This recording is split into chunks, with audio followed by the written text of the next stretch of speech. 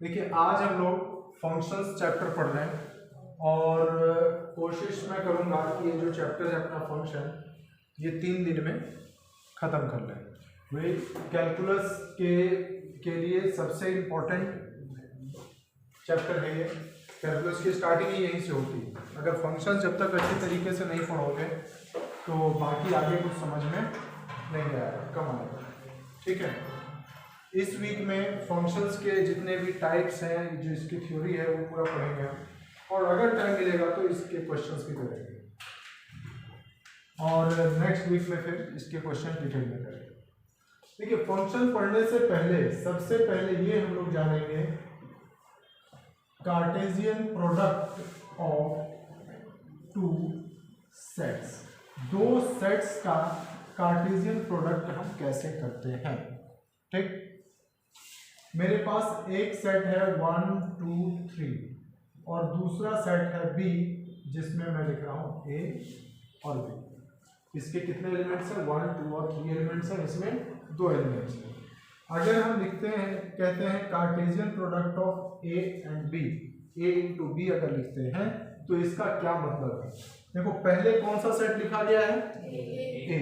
तो set A के जितने भी एलिमेंट्स हैं, जितने भी एलिमेंट्स में क्या है 1 2 और 3 है, तो 1 का इन दोनों के साथ ऑर्डर पेयर बनाना है, फिर 1 2 का बनाना है, फिर 3 का बनाना है। तो इसको इस तरीके से लिखते हैं 1A फिर 1B। समझ में आ गया? 1 को उठाया, दोनों के साथ पेयर बना दिया। अब 2 को 2A और 2B, फिर 3A और 3B। तो इस सेट को हम लोग क्या कहते हैं? Cartesian product of set A with B। समझ में आ गया? अच्छा, अगर Cartesian product of B with A करना हो तब क्या करेंगे? अब B के एलिमेंट्स को पहले लिखें। समझ में आया? तो A1 A2 A3 फिर B1 B2 और B3। समझ में आ गया ना? कार्टेशियन प्रोडक्ट लिया।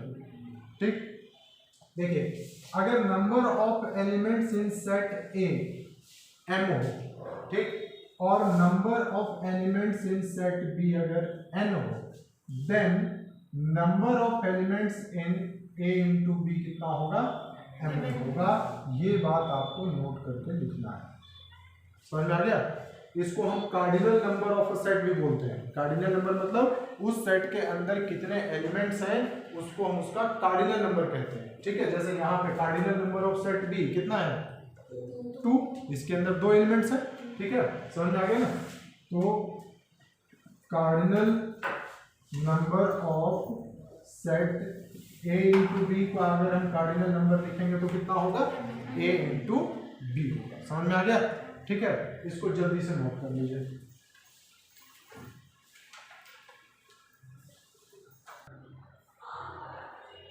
देखिए अब ये जो सेट A इंटू B के जो एलिमेंट्स हैं इनको हम ऑर्डर्ड पेयर कहते हैं। क्या कहते हैं? Ordered pair. ऑर्डर्ड क्योंकि एक खास ऑर्डर में लिखा हुआ है। सेट A के एलिमेंट्स पहले लिखे हुए हैं और सेट B के एलिमेंट्स बाद में लिखे हुए हैं, तो एक डेफिनेट ऑर्डर में लिखा हुआ है ना। ठीक, पेयर इसलिए क्योंकि इसके अंदर 2 एलिमेंट्स हैं। ठीक, देखो यहाँ पे A को हम कहते हैं A is called the image of 1। A को हम क्या कहते हैं कि 1 का इमेज है। ठीक, और अगर 1 की बात करें तो 1 is called the pre image of A। ये A का प्री इमेज कहलाता है और ये इसका इमेज कहलाता है। समझ में आ गया? ठीक है, नेक्स्ट अब हम लोग पहुंचेंगे रिलेशन के ऊपर। रिलेशन क्या होता है? देखिए रिलेशन, जैसा कि रिलेशन का मतलब क्या होता है? किसी के साथ क्या संबंध है। ठीक, तो रिलेशन जो है A इंटू B के, देखो इंटू का मतलब यहाँ वो प्रोडक्ट वाला इंटू नहीं है, ये हमेशा दिमाग से निकालना है। ठीक है, हम इसको आगे पढ़ेंगे कैसे? A into B। ठीक है, तो A इंटू B के जितने भी एलिमेंट्स हैं उनमें से कुछ एलिमेंट्स को सेलेक्ट करके जो नया सेट बनता है उसको हम क्या कहते हैं? रिलेशन। ठीक है। और किस मतलब कुछ एलिमेंट को जब हम सेलेक्ट करते हैं इसका मतलब नहीं कि रैंडमली हम किसी को सेलेक्ट कर लेंगे, ठीक है। तो उनमें क्या होगा, एक पार्टिकुलर रिलेशन होगा, जितने भी हम एलिमेंट सेलेक्ट करके लिखेंगे उसमें क्या होगा, एक डेफिनेट रिलेशन होगा। आप मतलब स्टेटमेंट दे सकते हो कि हाँ ये एलिमेंट इसके साथ इस तरीके से कनेक्टेड है। जैसे कि मैं एक एग्जांपल लिख रहा हूं, सेट ए के अंदर हमने 1 2 3 4 लिखा, ठीक। सेट बी मेरे पास लिखा हुआ है जिसमें लिख दिया हमने 1 2 3 4 5 6 7 8 9 10 and so. A into B में तो बहुत सारे पेयर बनेंगे, कितने, 10 और 4 40 एलिमेंट्स बनेंगे। मैं एक सेट लिख रहा हूं कैपिटल आर जिसमें मैंने लिखा 1 3 2 5 3 6 4 7, ठीक। देखो ये सभी एलिमेंट्स जो है, ये जितने भी 4 एलिमेंट्स मैंने लिखे हैं, ये सभी एलिमेंट्स किसके अंदर होंगे, ए इंटू बी में तो होंगे, ठीक। लेकिन इनमें जो हमने एलिमेंट्स लिखा है इसमें एक खास बात है, क्या है, ये प्लस टू सॉरी इसको 4 कर लो, ठीक है। तो +3 किया है, +3 किया है, +3 किया है, +3 किया है। तो सेट ए के जो एलिमेंट्स थे वो सेट बी के एलिमेंट्स के साथ एक गिवन रिलेशन के साथ जुड़े हुए हैं। समझ में आ गया कि नहीं, ठीक। रिलेशन और इसमें ए इंटू बी में फर्क समझ में आ गया। ये ए इंटू बी के ही कुछ एलिमेंट्स होंगे, लेकिन क्या होगा, सेट ए के एलिमेंट्स और सेट बी के एलिमेंट्स एक खास रिलेशन के साथ आपस में कनेक्टेड है। समझ में आ गया। तो इसको हम कैसे लिखेंगे कि अगर सेट ए का एलिमेंट x है तो सेट बी का रिजल्ट क्या आने वाला है, x+3 आने वाला है। समझ में आ गया ना, ठीक है। तो अब रिलेशन की पहले डेफिनेशन लिख लीजिए। It is defined as a subset of A into B in which the elements of set A has a defined relation with the elements of set B,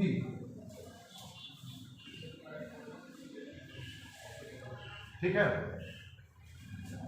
तो R is a subset of A into B।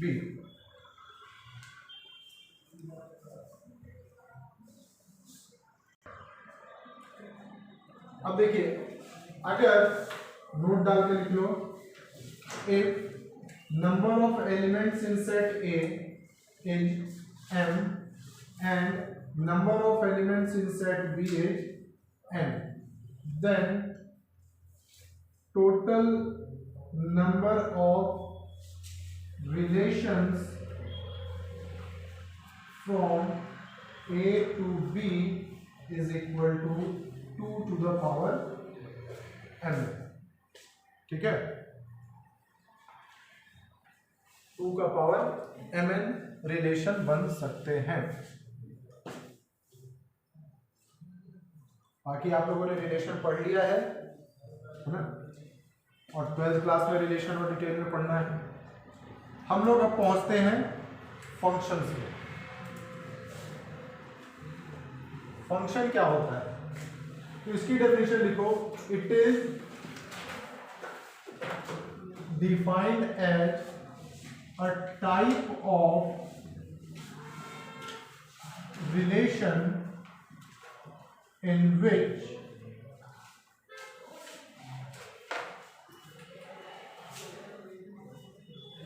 each element of set A has unique image in set B. Each element of set A has unique image in set B, ठीक। देखो इसमें सबसे पहले function क्या है, ये एक type का रिलेशन है, समझ में आ गया। मतलब ये रिलेशन, जैसे रिलेशन ए इंटू बी का एक सबसेट था, तो इसको भी हम कह सकते हैं कि ए इंटू बी का एक सबसेट होगा। ये एक टाइप का रिलेशन ही है, ठीक। लेकिन इसमें नया क्या है, तो इन विच ईच एलिमेंट, एक तो देखो मैं इसको रेड से अंडरलाइन कर रहा हूं, has unique image in set B. Each element of set A, set A के हर एलिमेंट का यूनिक इमेज होना चाहिए सेट बी में। बल्कि रिलेशन में ऐसा नहीं था, ठीक है, रिलेशन में ऐसा नहीं था, सेट ए का कोई एलिमेंट छूट भी सकता था, ठीक है। लेकिन सेट, इसमें सेट ए के हर एलिमेंट का यूनिक इमेज होना चाहिए, समझ में आ गया। हर एलिमेंट का कोई ना कोई एक यूनिक इमेज होना चाहिए। देखिए जैसे कि मैं इसका एरो डायग्राम से आपको एग्जांपल समझा रहा हूं। ये मेरे पास सेट ए है और ये set B, A B C D E हमने लिखा 1 2 3 4 5 6 7, ठीक। ए का इमेज 1, बी का 3, सी का 4, डी का 2, ई का 5। फंक्शन हम कैसे चेक करेंगे, सेट ए के हर एलिमेंट का, देखो तो each and every element of set A, her element का कोई ना कोई इमेज है ना, और वो इमेज कैसा होना चाहिए, यूनिक होना चाहिए। यूनिक होना चाहिए मतलब हर एलिमेंट का सिर्फ और सिर्फ एक ही इमेज होना चाहिए। तो ए का कितना इमेज है, एक ही इमेज है। बी का इमेज कितना है, 3, सी का कितना है 4, डी का कितना है 2, ई का क्या है 5। तो हर एलिमेंट का तो सिर्फ एक ही इमेज है ना, तो ये फंक्शन है कि नहीं है, बिल्कुल है फंक्शन, ठीक। अब अगर मेरे पास ऐसा दिया हुआ हो सेट ए और set B, A B C D E 1 2 3 4 5 6 7, ये और क्या ये फंक्शन होगा, नहीं होगा। क्यों नहीं होगा, सबसे पहले ईच एलिमेंट, तो सेट ए के हर एलिमेंट का तो कोई ना कोई इमेज आ रहा है, तो ईच वाली कंडीशन तो हमारी फुलफिल हो चुकी है। अब देखते हैं यूनिक इमेज, तो ए का इमेज क्या है 1, बी का इमेज क्या है 1, सी का क्या है 3, डी का क्या है 5, ई का क्या है 6। तो हर एलिमेंट का एक ही तो इमेज है, ऐसा कहीं दिख रहा है क्या कि ए के 2 इमेज है, बी के 2 इमेज है, सी के एक से ज्यादा इमेज है। यूनिक इमेज मतलब उसका तो सिर्फ और सिर्फ एक ही इमेज आना चाहिए। इसके 2 प्री इमेज हो सकते हैं, एक नंबर ये 2 का सेम इमेज हो सकता है लेकिन एक एलिमेंट के 2 इमेजेस नहीं होनी चाहिए, तो ये भी फंक्शन है, ठीक है, समझ में आ गया। फिर देखिए ए और ये बी दिया हुआ, ठीक।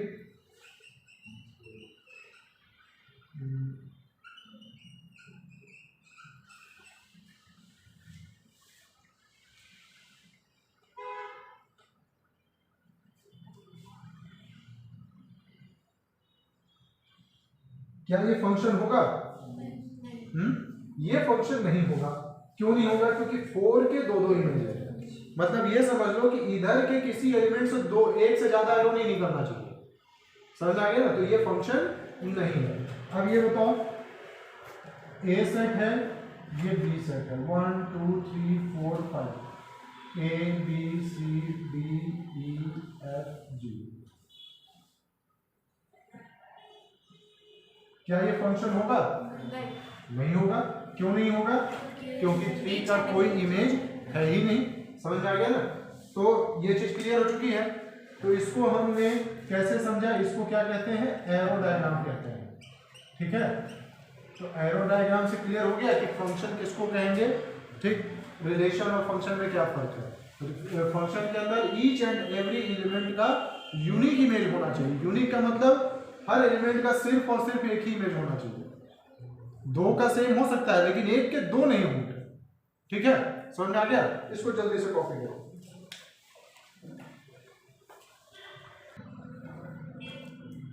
देखिए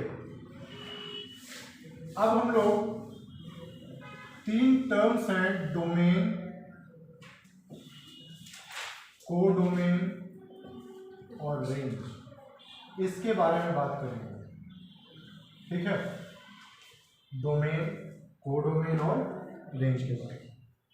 जब भी अपने पास कोई फंक्शन लिखा हुआ होगा तो वो इस तरीके से लिखा होगा, f is such that, या f is a function from a to b। इसको क्या पढ़ेंगे, f is a function from a to b। ठीक है, मतलब a से के एलिमेंट्स का हम लोगों ने इमेज सेट b में बनाया।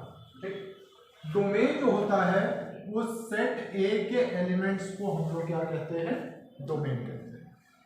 ठीक है, सेट A के एलिमेंट्स को क्या कहते हैं, डोमेन। तो अगर कोई डोमेन पूछे तो simply set A। Set B के एलिमेंट्स को हम लोग कोडोमेन कहते हैं। ठीक, अब रेंज क्या होता है, सेट B के वो एलिमेंट्स, सेट B के वो एलिमेंट्स जो सेट A के एलिमेंट्स के इमेजेस हैं, उसको हम क्या कहेंगे, रेंज। ठीक, तो those elements of set B which are the images of the elements of set A। Set A के एलिमेंट्स के जो इमेजेस हैं उनको हम क्या कहेंगे, रेंज कहेंगे। ठीक, जैसे कि एक एग्जांपल देख लीजिए, मेरे पास कोई एक फंक्शन है, A सेट है और ये B सेट। ठीक, ऐसे f is from A to B है। ठीक, अब 1 2 3 4 5 ये A B C D E F और G। ठीक है, 1 का इमेज ये, इसका इमेज ये और। ठीक, तो अगर कोई तुमसे डोमेन पूछे तो डोमेन क्या हो जाएगा, सेट A के एलिमेंट्स यानी कि 1 2 3 4 और 5। ठीक, कोडोमेन की अगर बात हो तो कोडोमेन हो गया पूरा का पूरा सेट B यानी कि A B और। ठीक, अब रेंज की अगर बात करें तो रेंज क्या होगा, सेट B के वो एलिमेंट्स जिसके प्री इमेजेस हैं या जो किसी न किसी के इमेजेस हैं, ऐसे भी कह सकते हैं। तो कौन कौन से एलिमेंट्स हो गए, A B D E और F, A B D E और F। समझ गए? तो डोमेन, कोडोमेन और रेंज, इसमें फर्क समझ में आ गया, क्लियर है ये। अब ये एरो डायग्राम वगैरह तक के लिए तो ठीक था। अब यहां से जो हम आगे फंक्शन पढ़ेंगे उसमें 2 चीजें बहुत इंपॉर्टेंट होंगी, आपको उसका डोमेन फाइंड करना होगा और उसका रेंज फाइंड करना होगा। देखो यहाँ डोमेन क्या था, सेट A के सभी वैल्यू, मतलब जब हमने कोई फंक्शन अपने पास दिया हुआ होगा उसके लिए 1 रखा तो क्या रिजल्ट आया, 2 रखा तो क्या रिजल्ट आया, 3 रखा तो क्या रिजल्ट आया, यही इसका मतलब है इमेज और प्री इमेज का। ठीक है, तो डोमेन का सिंपल सा मीनिंग हो गया इनपुट। क्या हुआ इसका मतलब, इनपुट। ठीक, कैसे हुआ जो भी हम लोग डिस्कस करेंगे। रेंज का मतलब हो गया आउटपुट। ठीक है, मतलब फंक्शन में जो हम रख सकते हैं उसको हम क्या कहेंगे, इनपुट। आउट ये सॉरी डोमेन। ठीक, और उसको रखने के बाद जो अलग अलग रिजल्ट आया उसको हम क्या कहेंगे, रेंज। ठीक है, डोमेन और रेंज में समझ में आ गया पर डोमेन का मतलब सिंपल सा, बिल्कुल ये एकदम माइंड में बिठा लो। डोमेन का मतलब क्या हो गया, फंक्शन, अपने पास कोई फंक्शन दिया हुआ है, फंक्शन में x की जो वैल्यू या मतलब जो भी हम उसमें पुट कर सकते हैं। ठीक है, जैसे मेरे पास लिखा हुआ है f(x) = √x, तो x की जगह पे मैं जो जो वैल्यू रख सकता हूं वो क्या कहलाएगा, डोमेन कहलाएगा। ठीक, और उसको रखने के बाद जो अलग अलग आंसर आएगा वो क्या कहलाएगा, रेंज कहलाएगा। ठीक है ना, इसको जल्दी से लिखिए फटाफट।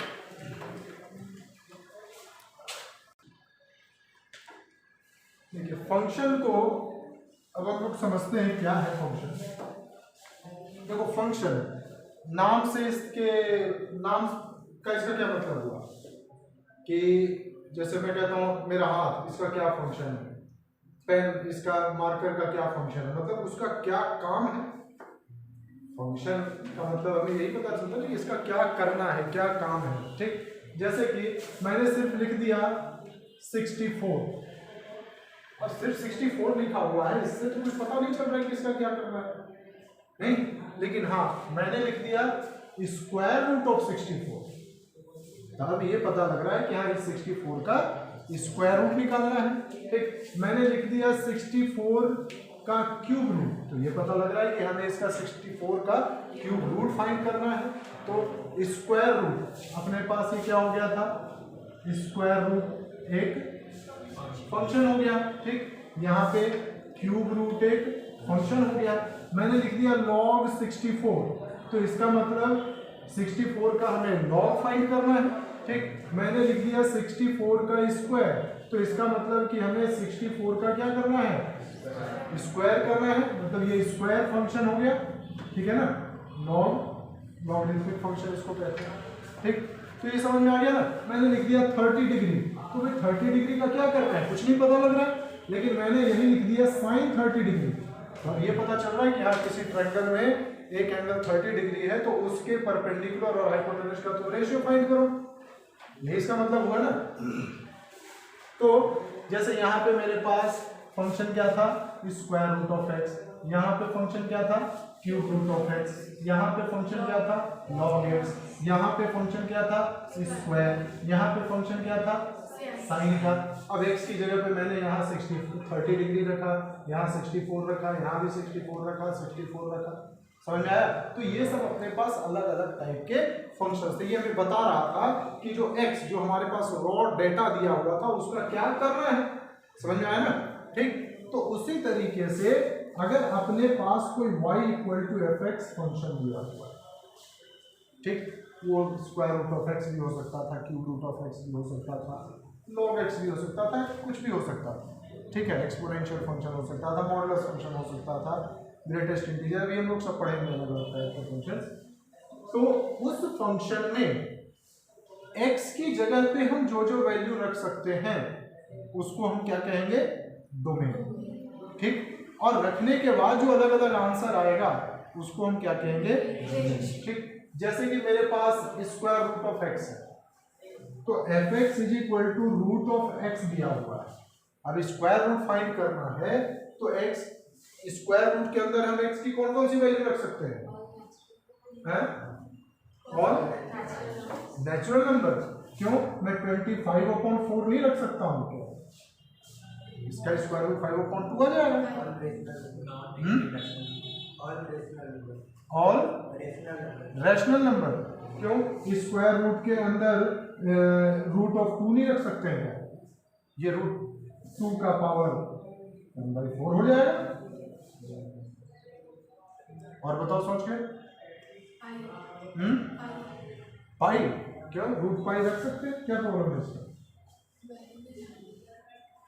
कोई अप्रोक्सीमेट वैल्यू तो हमें मिलती है ना, चाहे वो रैशनल मिले या इरेशनल मिले, वैल्यू तो उसका मिलेगा, डिफाइन तो है ये वैल्यू, लेके आएगा एक रैशनल नंबर आएगा, लेकिन मिलेगा तो ना अपने पास। हाँ, मैं स्क्वायर रूट के अंदर -16 नहीं रख सकता हूं, मैं स्क्वायर रूट के अंदर -5 नहीं रख सकता हूं, मैं -36 नहीं रख सकता हूं, मैं -4 नहीं रख सकता हूं।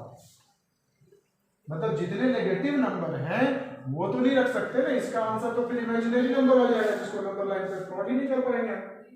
समझ आया।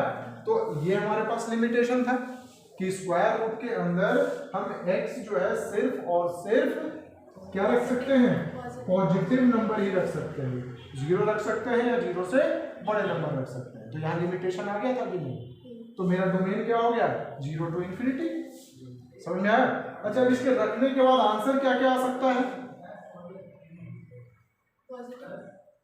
तो नेगेटिव नहीं आ सकता। स्क्वायर रूट ऑफ 16 मतलब तुम्हें एक ऐसा नंबर बताना है जिसका स्क्वायर 16 है, तो +4 भी आएगा और -4 भी आ सकता है।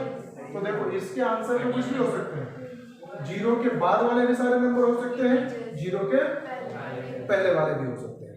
देखिए जब आपको डोमेन और रेंज आपको ऑब्जर्व करना हो, ठीक है, तो आप स्टार्टिंग कहाँ से करोगे?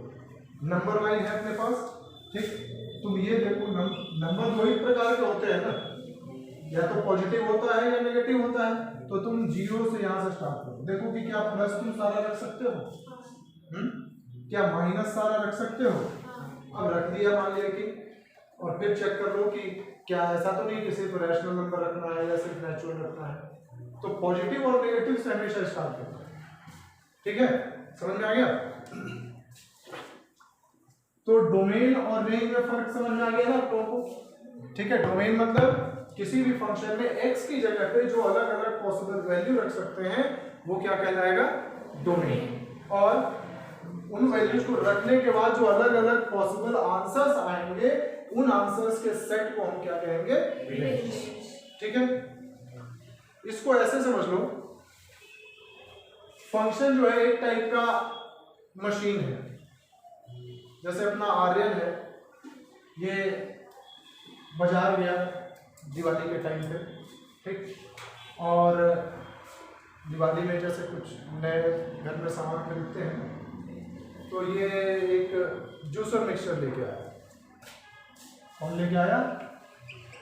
आर्यन लेके आया, ठीक है। ये अपना JUICE यही होता है ना जूस का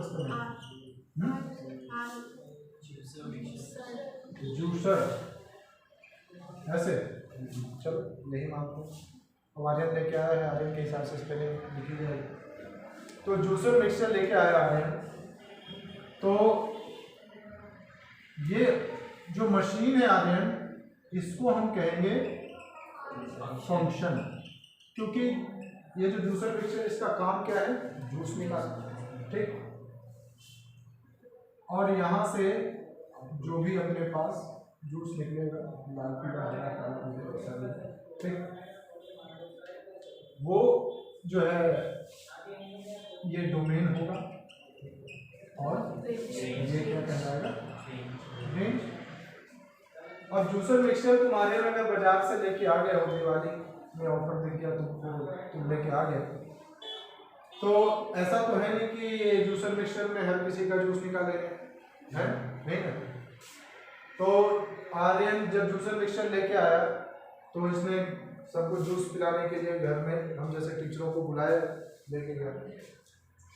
तो फिजिक्स वाले सर को लेके गया उस दिन, तो उधर संतरा डाला और संतरे का जूस निकाल के पिला दिया, ठीक। तो संतरा डाल सकता था, भाई संतरे का जूस निकलेगा। फिर आशीष सर को एक दिन लेके गया, इनको मौसमी का जूस पिलाया, ठीक। फिर केमिस्ट्री वाले सर को लेके गया, उनको बनाना शेक, ऊपर से बनाना डाला और बनाना शेक पिलाया। जब मेरी बारी आई तो ये बाजार से गन्ना खरीद के लेके गया, ठीक है। तो मैथ्स वाले सर को आज गन्ने का जूस पिलाएंगे अपने जूसर मिक्सचर। तो क्या ये गन्ने का जूस का रस निकाल सकता था? तो ऐसा तो नहीं कि जूसर मिक्सचर लेके आ गया तो कुछ भी ऊपर से डालते चला जाए और जूस निकलेगा, ठीक है ना। तो आर्यन ने ये गलती कर दी, समझ गए। अब या तो इसका मेरे को जूस पिलाने का मन नहीं था, ठीक, या इसको इसके बारे में पता नहीं था कि इसका डोमेन क्या है, इसका रेंज क्या है, ठीक है। तो डोमेन का मतलब आर्यन ये हो गया कि जो जो फल तुम ऊपर से डाल सकते थे उसको हम क्या कहते? डोमेन कहते, ठीक। अब ये नहीं कि जूसर मिक्सचर अपने पास या कोई फंक्शन है तो उसमें हम कुछ भी रख दें, या जूसर मिक्सचर आ गया तो हम कोई सा भी फल डाल दें, ऐसा तो नहीं है ना, ठीक है आर्यन। अब डालने के बाद जो अलग अलग जूस मिलेगा उसको हम क्या कहेंगे? रेंज कहेंगे। तो डोमेन और रेंज में फर्क समझ में आ गया। डोमेन का मतलब क्या है? जूसर मिक्सचर में जिसका जूस हम निकाल सकते हैं, जिससे मशीन ठीक ठाक चले, उसको हम क्या कहेंगे? डोमेन कहेंगे, ठीक। और वो जूस डालने के बाद, फल डालने के बाद जो अलग अलग जूस मिलेगा उसको हम क्या कहेंगे? जैसे कि इस फंक्शन के लिए गन्ना था, वो उसके डोमेन से बाहर, समझ में आ गया? ठीक है ना, इसको फटाफट नोट कर लीजिए जल्दी से।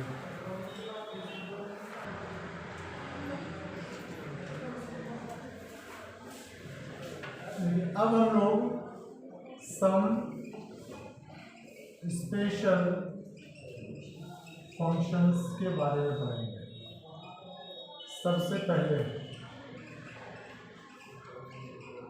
अलजेब्रिक फंक्शन क्या होता है ये जानेंगे, ठीक। फिर ट्रांसेंडेंटल फंक्शन, फिर हम लोग पढ़ेंगे पॉलिनोमियल फंक्शन, फिर पढ़ेंगे रैशनल फंक्शन, फिर पढ़ेंगे इरेशनल फंक्शन, ठीक। फिर कांस्टेंट फंक्शन, आइडेंटिटी फंक्शन, ठीक है, कांस्टेंट फंक्शन, आइडेंटिटी फंक्शन, फिर मॉड्यूलस फंक्शन, फिर पढ़ेंगे हम लोग ग्रेटेस्ट इंटीजर फंक्शन, फिर पढ़ेंगे least integer function, fractional part function, फिर पढ़ेंगे एक्सपोनेंशियल फंक्शन, फिर पढ़ेंगे लॉगरिथमिक फंक्शन, फिर पढ़ेंगे और फंक्शन, फिर पढ़ेंगे इवन फंक्शन, ठीक है। और इतना पढ़ते पढ़ते अगर थक जाएंगे और टाइम मिलेगा तो फिर आगे पढ़ेंगे हम लोग ट्रिग्नोमेट्रिक फंक्शन, मेट्रिक फंक्शन, फिर पढ़ेंगे इनवर्स ऑफ अ फंक्शन, ठीक है।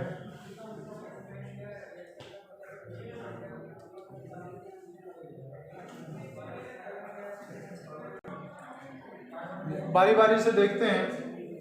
सबसे पहले अलजेब्रिक फंक्शन के बारे में जानते हैं। तो जैसा कि इसके नाम से पता लग रहा है, वैसा फंक्शन जो एल्जेब्रिकली लिखा हुआ है, जो एल्जेब्रिक एक्सप्रेशन का फंक्शन, जैसे मैंने लिख दिया x square plus root x plus 3x upon 2x या कुछ भी, समझ में आ गया? तो इसको हम क्या कहेंगे? Algebraic function. पूरा इसमें एल्जेब्रा के टर्म्स जुड़े, ठीक। सेकंड है ट्रांसेंडेंटल फंक्शन, ट्रांसेंडेंटल फंक्शन, तो those function which are not algebraic, ठीक है, विच आर नॉट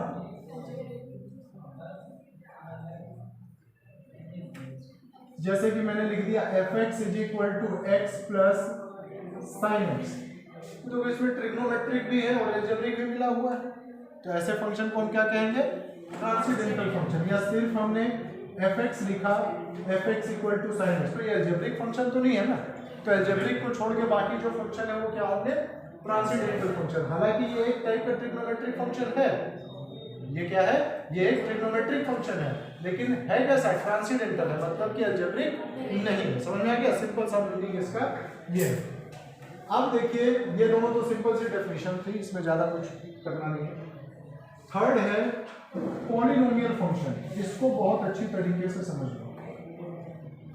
पॉलिनोमियल फंक्शन क्या होता है? पॉलिनोमियल फंक्शन जो देखिए, मेरे पास कोई भी फंक्शन है जिसको मैं इस तरीके से लिखता हूं a0x का power n, a1x to the power n minus 1, a2x का power n minus 2 up to a, ठीक है। इसमें क्या है? जितने भी ये n है, n-1 है, n-2 है, ये सभी के सभी क्या होने चाहिए? होल नंबर होने चाहिए। समझ में आया? ठीक है। x जो है मतलब जो वेरिएबल है यहाँ पे, उसमें वेरिएबल के जितने भी पावर्स हैं, ध्यान से सुन लो मेरी बात को, कोई लिखेगा नहीं। जब भी मैं बोर्ड पे समझाऊं तो आप लोग इसको लिखोगे नहीं, पूरी तरीके से बोर्ड पे फोकस करोगे, जो मैं कहूंगा वो बात सुनना है, ठीक है। मेरे पास कोई भी फंक्शन लिखा हुआ है और इस तरीके से लिखा हुआ है, ये पॉलिनोमियल फंक्शन तब होगा जब जितने भी x हैं इसमें, ठीक है, जितने भी x इसमें लिखे हुए हैं, हर x का पावर एक होल नंबर होना चाहिए। समझ में आया? हर x का पावर क्या होना चाहिए? एक होल नंबर होना चाहिए। मतलब कि x का पावर न तो नेगेटिव होना चाहिए न फ्रैक्शन होना चाहिए। समझ में आया? ठीक है ना? तो उसको हम क्या कहेंगे? पॉलिनोमियल फंक्शन कहते हैं। ठीक, जैसे कि देखो एग्जांपल मैं लिखता हूं f(x) = 3x³ + 2x² + 5x। तो क्या ये पॉलिनोमियल फंक्शन होगा? बिल्कुल होगा। यहाँ पे पावर 3 है, यहाँ पे पावर 2 है, यहाँ पे पावर 1 है, तो ये पॉलिनोमियल फंक्शन होगा। अब ये कैसा पॉलिनोमियल है? क्यूबिक पॉलिनोमियल फंक्शन है, ये पहले भी आप लोग पढ़ चुके हो, ठीक है। मैं अगर लिखता हूँ f(x) = 3x² + 5x + √2, तो क्या ये पॉलिनोमियल फंक्शन होगा? बिल्कुल होगा। रूट किसका है? 2 का है, x का तो रूट नहीं है ना, तो ये भी अपने पास पॉलिनोमियल फंक्शन है। ठीक, अगर मैं f(x) = लिखता हूँ 3√x + x² + 5x, क्या ये पॉलिनोमियल फंक्शन होगा? नहीं होगा, क्योंकि यहाँ x का पावर होगा। ठीक, समझ में आ गया? अब ये बताओ इसका डोमेन क्या लिखा जाए और रेंज क्या होगा? डोमेन क्या होता है?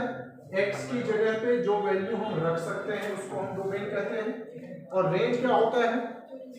रखने के बाद जो रिजल्ट है। ठीक, तो जैसे पहले वाले फंक्शन को देखो, x तो यहाँ पॉजिटिव भी रख सकते हैं, नेगेटिव भी रख सकते हैं, क्योंकि हर किसी का क्यूब निकलता है। ठीक, स्क्वायर में भी वही बात है, ठीक, और x में वही बात है, यानी कि उसी तरीके से यहाँ भी x कोई भी रख सकते हैं, पॉजिटिव नेगेटिव कुछ भी रख सकते हैं, कोई लिमिटेशन तो है। हाँ, यहाँ पे x में पॉजिटिव नहीं रख सकते थे, लेकिन ये तो पॉलिनोमियल है ही, ठीक है ना। तो डोमेन इसका क्या आ गया? एनी रियल नंबर है।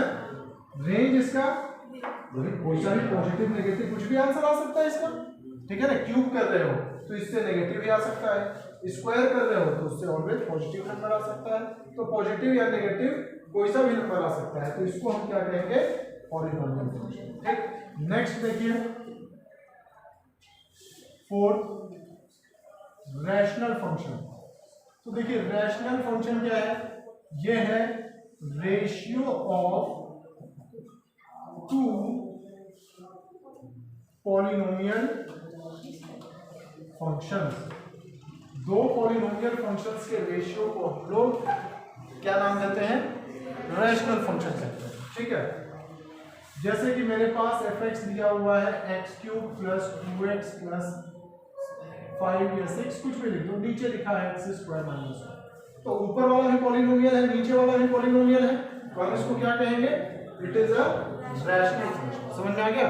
ठीक, और अगर यही ऐसा हो जाता कि एक इनमें से कोई सा भी ये पॉलिनोमियल नहीं होता, तो उसको हम क्या कहते हैं? Irrational function. तो इसको ऐसे भी कह सकते हैं, those which are not rational, वो फंक्शन जो रैशनल नहीं है उसको हम क्या कहेंगे? इरैशनल फंक्शन कहेंगे। अब इसका डोमेन और रेंज बताओ। डोमेन और रियल नंबर नहीं, क्या तुम x = 1 रख सकते हो? क्या नहीं रख सकते हो ना। तो हमें बस ध्यान देखो, ऊपर तो हम कुछ भी रख सकते हैं, कोई दिक्कत नहीं। जहां भी फ्रैक्शन आ जाए, तो मैंने आप लोगों को बताया है फ्रैक्शन में डिनोमिनेटर जो है वो 0 नहीं होना चाहिए। ठीक, यानी कि ऑल रियल नंबर तो हो सकता है, लेकिन जो अपना डिनोमिनेटर है, अगर मैं इसको ऐसे लिखता हूं f(x)/gx, मैं कैपिटल लिख रहा हूं क्योंकि स्मॉल यहां यूज कर लिया था, तो जो डिनोमिनेटर को 0 बनाए वो डोमेन में नहीं होगा। ठीक, रेंज इसका कोई सा भी रियल नंबर आ सकता है, ठीक है। कॉपी कर लीजिए इसको। Next, constant function. Constant function बहुत सिंपल है।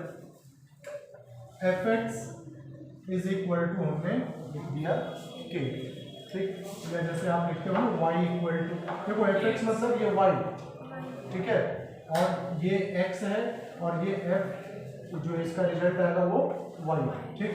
तो मतलब y इक्वल टू k, तो y इक्वल टू k का ग्राफ तुम कैसे ड्रॉ करते हो, ऐसे, ठीक है। ये fx इक्वल टू k का ग्राफ हो गया।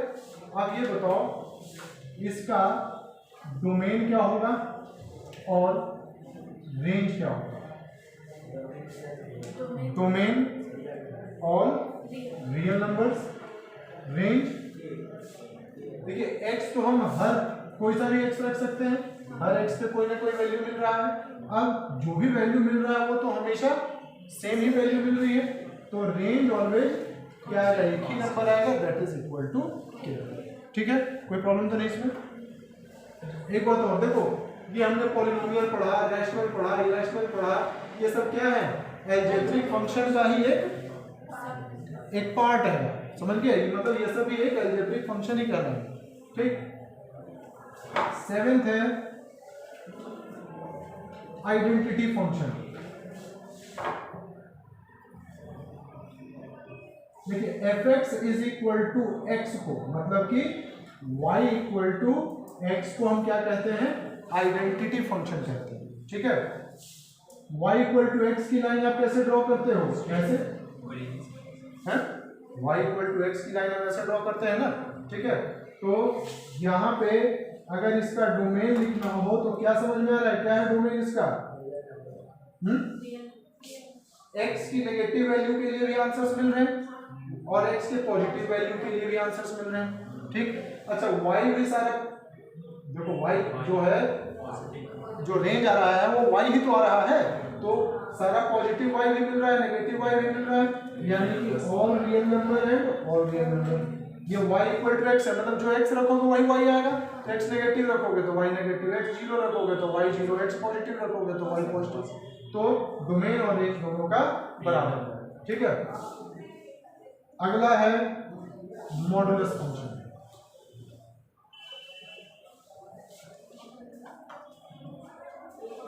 ठीक है, इसको हम एब्सोल्यूट वैल्यू फंक्शन भी कहते हैं, ठीक है। क्या कहते हैं इसको हम, एब्सोल्यूट वैल्यू फंक्शन। बहुत अच्छी तरीके से समझ लीजिएगा इसको, क्योंकि हर जगह पे मॉड का यूज होता है। हम इसको लिखते हैं fx is equal to modulus of x। तो सबसे पहले इस मॉडुलस का मीनिंग क्या होता है, इसका मतलब क्या है। आप लोगों ने क्या पढ़ा है कि ये नेगेटिव को पॉजिटिव बना देता है, तो ऐसे पॉजिटिव क्यों बना देता है ये समझते हैं। तो इसमें लिखना modulus x represents the distance of x from 0 on number line, ठीक है। मॉडुलस के अंदर जो x लिखा हुआ है, जो मॉडुलस x है, ये क्या रिप्रेजेंट करता है, डिस्टेंस ऑफ x, जो x जो आपने यहां लिखा है उसका डिस्टेंस कहां से, 0 से, ठीक है। 0 से नंबर लाइन के ऊपर वो कितना दूर है, उस दूरी को ये रिप्रेजेंट करता है, ठीक। और दूरी हम हमेशा एक पॉजिटिव वे में बताते हैं। जैसे मैं मान लिया कि कहीं से पटना से आया हूं, ठीक है, तो पटना से रांची तक मेरे को आने में जो डिस्टेंस लगा, जो किलोमीटर का डिस्टेंस है वो हम बताएंगे। ये तो नहीं बताएंगे ना कि आप नेगेटिव चल के आए या पॉजिटिव चल के गए। डिस्टेंस मतलब आपको सिर्फ मैग्नीट्यूड उसका बताना है, ठीक है। इसीलिए इसको एब्सोल्यूट वैल्यू भी कहते हैं, ठीक है। जैसे मैं कहूं कि एब्सोल्यूट वैल्यू ऑफ -2, इसका मतलब मॉडुलस ऑफ -2, उसका आंसर 2 आएगा। समझ में आ गया, ठीक, कोई प्रॉब्लम तो नहीं। अब अगर लिखा हुआ हो fx is equal to modulus of x minus a, तो इसका मतलब क्या है जो समझ लेते हैं। तो it represents the distance of x from a on number line. Number line पे x का a से कितना डिस्टेंस है वो बताता है। या ऐसे भी लिख सकता था मैं, distance of a from x। अरे यार, रांची से पटना का डिस्टेंस क्या है, या पटना का रांची से डिस्टेंस, दोनों की बात तो बराबर हुई ना। डिस्टेंस तो मतलब distance between a and x भी कह सकते थे इसको। समझ में आ गया? ठीक है, तो ये इसका मतलब हो गया। देखो मॉडुलस x भी लगभग इसी प्रकार से लिखा हुआ था, ये ऐसे लिखा हुआ था। तो x माइनस 0 था, तो x का 0 से डिस्टेंस, x माइनस a मतलब x का a से डिस्टेंस। अगर ये बताओ x प्लस a लिखा हुआ है तो इसका मतलब क्या हुआ, x का माइनस a से डिस्टेंस। समझ में आया कि नहीं? ठीक है, तो इसको फटाफट लिख लीजिए। चलो ये भी लिख देता हूं, distance of x from minus a।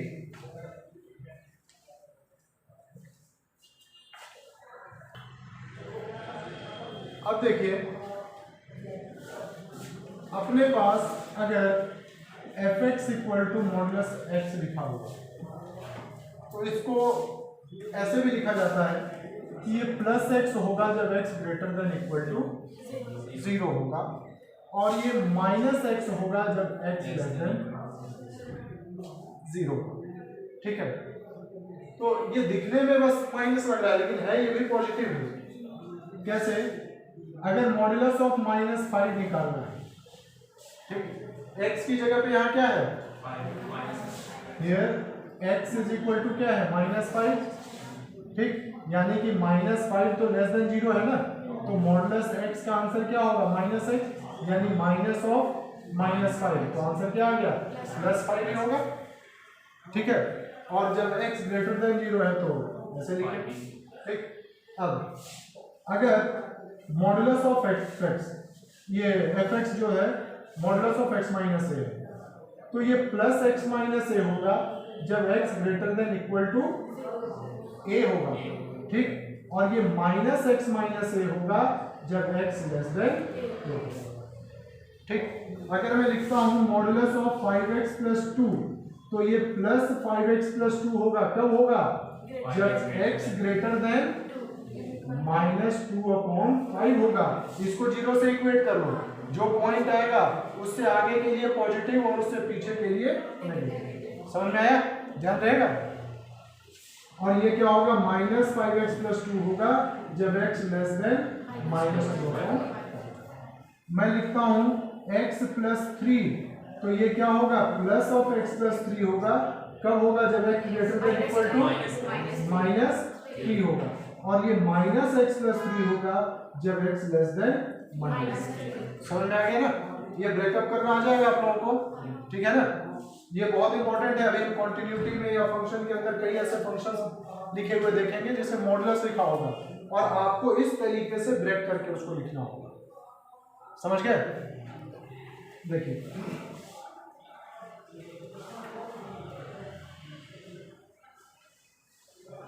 चलो ब्रेक करके फंक्शन लिखते हैं।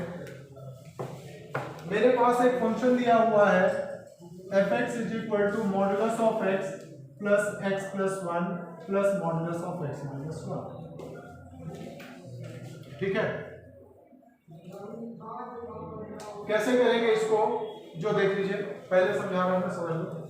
ये कहां पे चेंज होगा, 0, ये कहां माइनस 1, ये कहां प्लस 1, तो नंबर लाइन पे ये रहा -1 0 और +1। ठीक, अब इस नंबर लाइन को हम 4 पार्ट में ब्रेक करेंगे। पहला पार्ट है अपने पास ये, दूसरा इंटरवल ये, तीसरा इंटरवल ये, और चौथा इंटरवल ये। इस टाइप के जो फंक्शन दिए हुए हो ना, आपको इसी तरीके से करना है। ठीक, कॉन्टिन्यूटी में, डेफिनेट इंटीग्रल में ऐसे कई क्वेश्चंस मिलेंगे जहां पे इसका यूज है। ठीक है, इन इक्वेशंस आप सॉल्व करते हो वहां पे ऐसा है। ठीक, तो उसको इसी तरीके से ब्रेक करना है। ठीक, सबसे पहला पार्ट कौन सा हो गया, जब x, इसको मैं केस 1 मान लेता हूं कि x जो है वो -1 से छोटा है। तो -1 से छोटा है अगर, तो ये नेगेटिव होगा, ये 0 से छोटे के लिए ये नेगेटिव होगा, 1 से छोटे के लिए ये नेगेटिव होगा। तो जो -1 से छोटा है वो तो सबसे छोटा है ना, 0 से भी छोटा है, 1 से भी छोटा है, यानी कि fx अपने पास क्या बन जाएगा, यहाँ ये -x बन गया। देखिए -1 से -∞ से 0, ये पहला पार्ट है ना अपना, ठीक। तो 0 से छोटे के लिए ये क्या था, माइनस, तो -1 से जो छोटा है वो 0 से भी तो छोटा है, तो ये तो माइनस ही रहेगा, समझ में आ रहा है ना। फिर ये -1 से छोटे के लिए क्या था, माइनस, तो ये वाला भी कितना हो गया, माइनस ऑफ x + 1, ठीक है।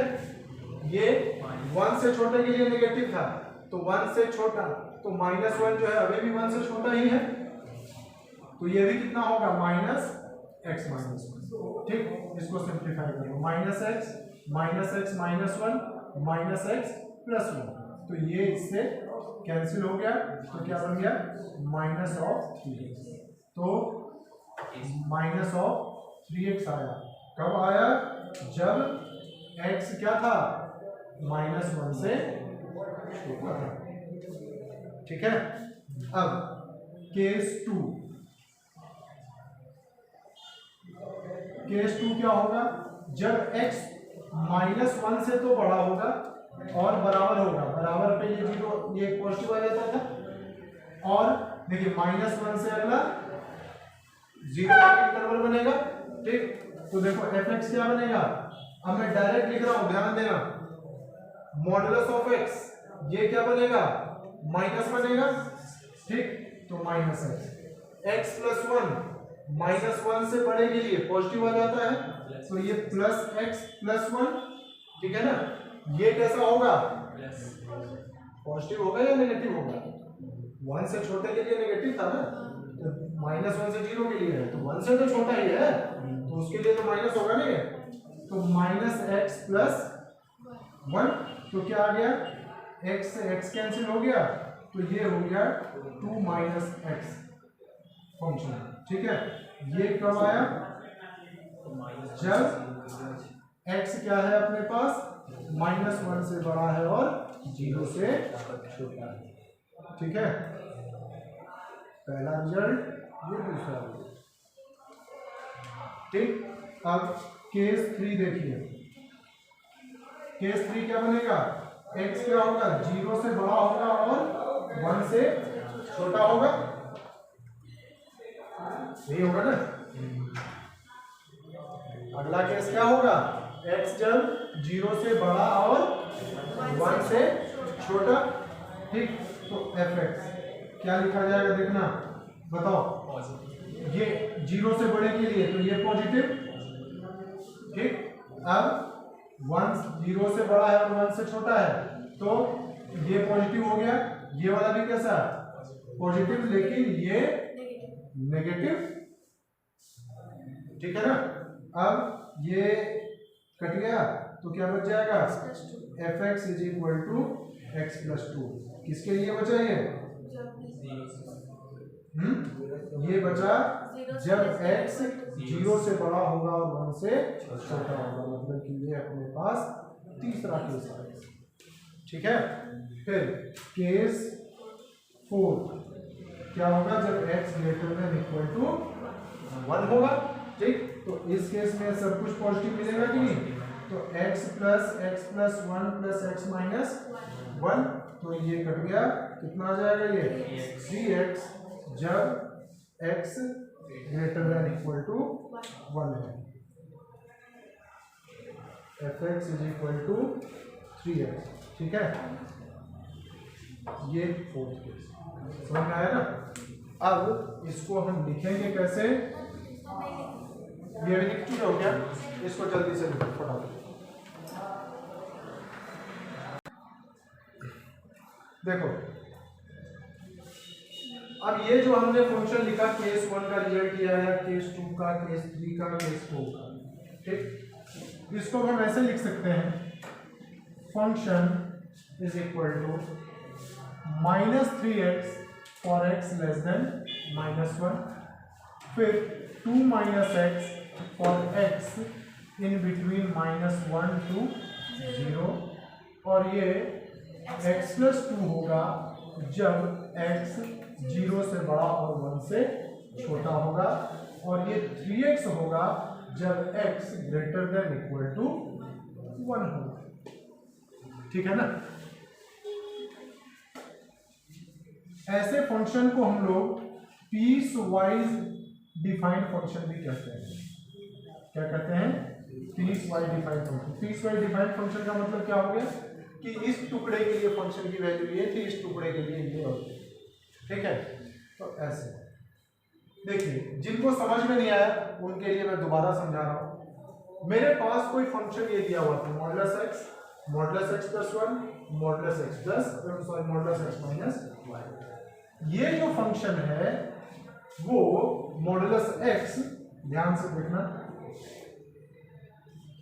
मॉडुलस x ये क्या बनेगा? +x for x greater than equal to 0 और -x for x less than 0। ठीक है। मॉडुलस x + 1 क्या बनेगा? -x + 1 बनेगा जब x लेस देन प्लस वाला पहले लिख लेते हैं, नहीं, x जब ग्रेटर देन इक्वल टू -1 होगा, और ये -x + 1 बनेगा जब x लेस देन -1 होगा। ठीक है। अब मॉडुलस ऑफ x - 1 ये क्या होगा? -x - 1 होगा जब x लेस देन, ये प्लस वाला पहले है ना, तो x greater than equal to 1 होगा, और ये -x - 1 होगा जब x लेस देन 1। ठीक, ये पहली चीज, ये दूसरी चीज, और ये तीसरी। ठीक, ये 0 पे बदल रहा है, ये -1 पे बदल रहा है, और ये 1 पे। इतना तो हमने पहले इधर समझाया हुआ था, वो समझ में आ गया होगा। देखिए, हमने इनको नंबर लाइन पे रिप्रेजेंट कर दिया। ठीक, तो अब नंबर लाइन के 4 टुकड़े हो चुके हैं। पहला टुकड़ा इंटरवल ये, दूसरा टुकड़ा या इंटरवल इसको आप ये कह सकते हैं, तीसरा इंटरवल ये, और चौथा इंटरवल ये। ठीक, पहला इंटरवल जब x मेरे पास क्या था? -1 से छोटा।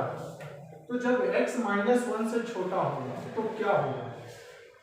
ये 0 से छोटे के लिए -x था, तो जो -1 से छोटा है क्या वो 0 से छोटा नहीं होगा? है, तो उसके लिए ये -x होगा कि नहीं होगा? है, ठीक, ये वाला क्या होगा? -1 से छोटा के लिए ये भी माइनस था।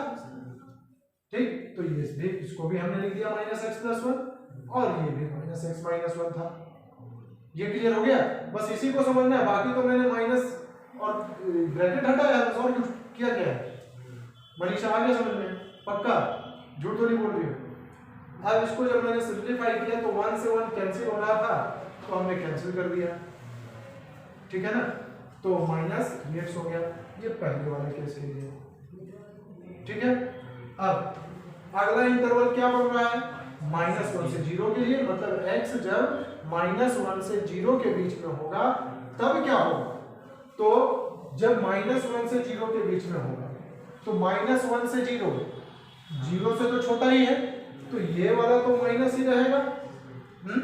अगला -1 से 0, तो -1 से बड़ा हो गया ना, तो इस बार ये जो मॉडुलस x + 1 है वो पॉजिटिव लिखा जाएगा, है, पॉजिटिव लिखा जाएगा ना।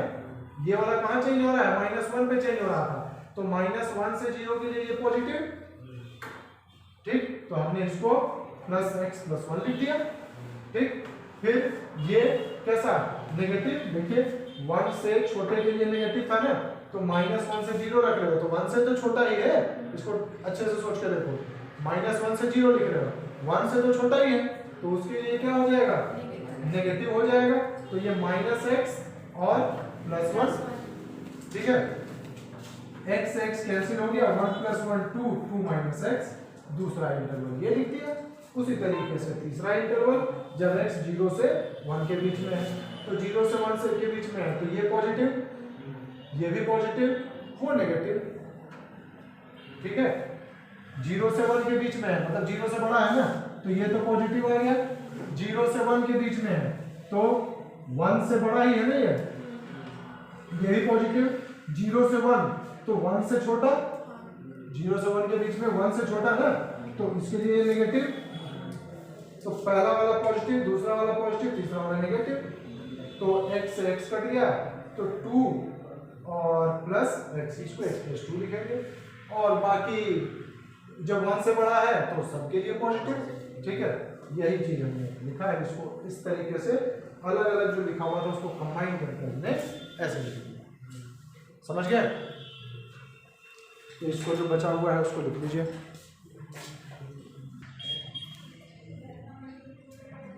देखिए मॉडुलस x को हम लोगों ने क्या लिखा, plus x for x greater than equal to 0 और माइनस एक्स लिखा जब x लेस देन 0, ठीक है। अब हम इसका ग्राफ ड्रॉ करेंगे, ठीक। तो ये क्या बनेगा, y इक्वल टू तो x बनेगा जब x greater than equal to 0 होगा, नहीं, और ये y equal to minus x बनेगा जब x लेस देन 0। देखिए y इक्वल टू x की लाइन हम ऐसे ड्रॉ करते हैं, ठीक, फिर y equal to minus x की लाइन हम ऐसे ड्रॉ करते हैं। तो हमें क्या करना है, y equal to minus x का लाइन ड्रॉ करना है, ठीक।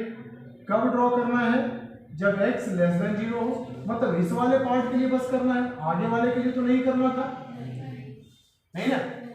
अब x जब 0 हो तो क्या, जब x 0 हो तो y 0, मतलब कि यहीं से स्टार्ट होगा, इसमें भी जब x 0 रखोगे तो 0, यानी कि ये पॉइंट इंक्लूड होगा, समझ गए। और अब y इक्वल टू एक्स का लाइन ड्रॉ करना है, y इक्वल टू एक्स का लाइन ऐसे ड्रॉ होता है, ठीक है, लेकिन ये किसके लिए करना था, सिर्फ पॉजिटिव के लिए, समझ में आ गया ना। तो ये y equal to modulus x का ग्राफ अपने पास आ गया, ठीक। अब यहां से बताइए इसका डोमेन क्या होगा और रेंज क्या होगा।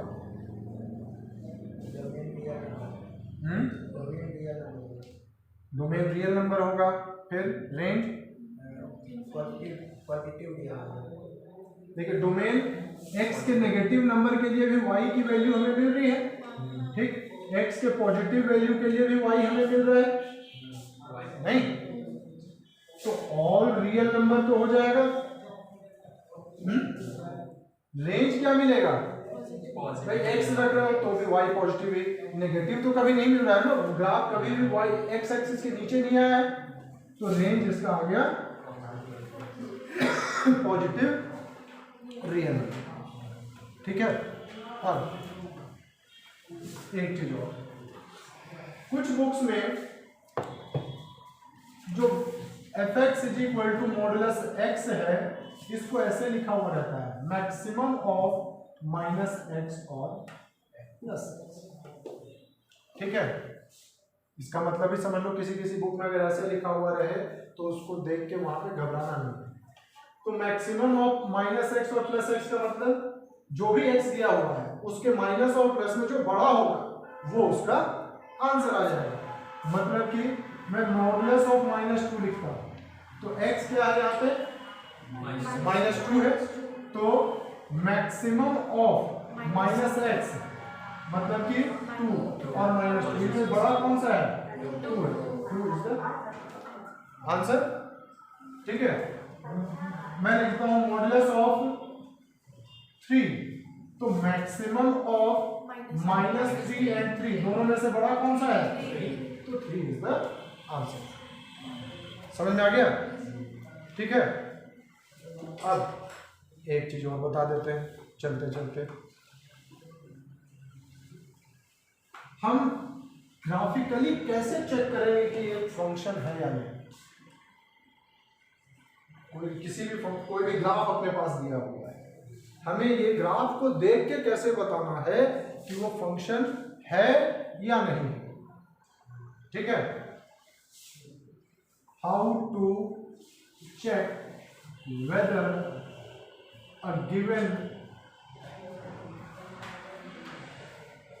graph represents a function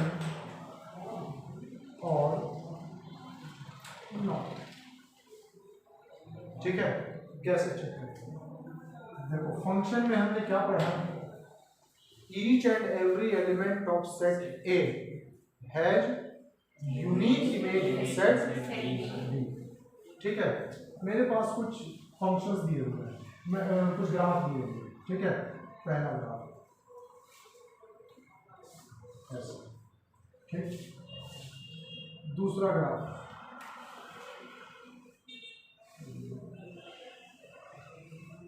ऐसे, तीसरा ग्राफ ऐसे, चौथा ग्राफ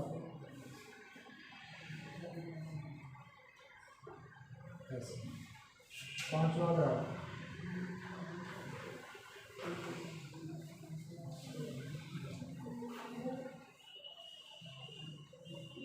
ऐसे।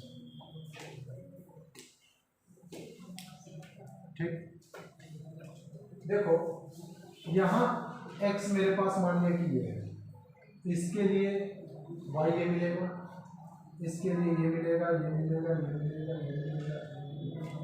तो x की हर वैल्यू के लिए मुझे y अलग अलग मिल रहा है नहीं। यहाँ पे क्या है, मान लें कि x यहाँ पे 1 2 3 कुछ भी है, तो यहाँ पे मुझे इसका ये भी आंसर मिल रहा है और ये भी आंसर मिल रहा है। यहाँ पे x में रखता हूँ, इसके लिए मुझे ये भी आंसर मिल रहा है, ये भी मिल रहा है, x के लिए ये भी आंसर मिल रहा है, ये भी आंसर मिल रहा है।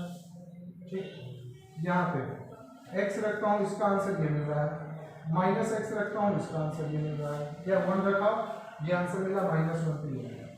यहाँ पे ये ऐसे ऐसे ऐसे ऐसे, क्या कुछ खास हो रहा है वो देखते हैं।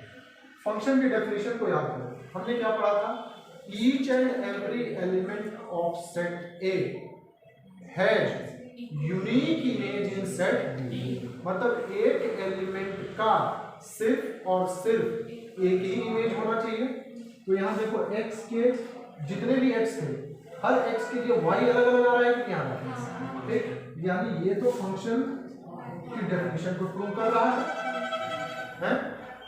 यहाँ पे मान लिया कि x इक्वल टू, मान लिया कि मेरे पास 1 है, तो यहाँ पे जब 1 था तो इसका जब मैं इमेज बनाऊंगा तो ये मान लिया कि y1 है, ये y2 है, तो दो इमेजेस ही बन रहे हैं इसके, हैं? दो इमेजेस बन रहे हैं कि नहीं आ रहे हैं? तो x की एक वैल्यू के लिए y के दो आंसर्स आ रहे हैं, तो इसका मतलब कि ये फंक्शन नहीं होगा। समझ में आया? ये भी फंक्शन नहीं होगा। क्या ये फंक्शन होगा? बिल्कुल होगा, ये भी। तो तुम क्या देख रहे हो कि जब हम y एक्सिस के पैरेलल कोई लाइन ड्रॉ करेंगे, समझ लीजिएगा इसको अच्छी तरीके से, मेरे पास कोई भी ग्राफ दिया हुआ है, y एक्सिस के पैरेलल अगर मैं कोई लाइन ड्रॉ करता हूं, ठीक, अगर वो कर्व को एक से ज्यादा पॉइंट पे कट करता है तो वो ग्राफ फंक्शन नहीं होगा। हाँ, x एक्सिस के पैरेलल ड्रॉ करो, कोई प्रॉब्लम नहीं है। ठीक, जैसे यहाँ पे देखो मैंने इसीलिए ड्रॉ किया था, दो सेम y मिल रहा है लेकिन x की वैल्यू अलग अलग है। समझ में आ गया कि नहीं? जैसे कि इसमें 1 है और 2 है, इसके लिए सेम इमेज मिल रहा है, एक के दो इमेजेस तो नहीं आ रहा है ना। ठीक, तो इसमें हम क्या लिखेंगे, इफ वी ड्रॉ, कहाँ लिखवा दूं, पहले ये ग्राफ ड्रॉ कर लीजिए, उसके बाद जल्दी से देखिए ग्राफिकली कैसे चेक करेंगे। Draw some lines parallel to y axis, y axis के पैरेलल आपको लाइंस ड्रॉ करना है। If any line cuts the graph at more than 1 point, अगर ग्राफ को एक से ज्यादा पॉइंट पे कट करे, then the given graph will not represent the function, तो वो फंक्शन को रिप्रेजेंट नहीं करेगा। तो किसके पैरेलल ड्रॉ करना है हमें? y एक्सिस के पैरेलल लाइन ड्रॉ करना है। अगर ग्राफ को एक से ज्यादा पॉइंट पे कट करता है तो वो फंक्शन नहीं होगा। ठीक है, जैसे सर्कल देख रहे हो, अभी कोऑर्डिनेट ज्योमेट्री में सर्कल पढ़ेंगे, तो circle will not represent a function, circle एक फंक्शन नहीं है। ठीक है ना, समझ में आ गया? तो आज के लिए इतना ही, बाकी बकवास हम लोग कल करेंगे। कल हम लोग पढ़ेंगे greatest integer, least, fraction part, exponential, logarithmic odd और इवन। तो एक्सपोनेंशियल और लॉगरिथमिक तो अगले क्लास में करेंगे। का least, fractional part, greatest integer, odd और इवन करा देना, ठीक है। फिर इसके कुछ क्वेश्चंस करेंगे, ठीक है ना।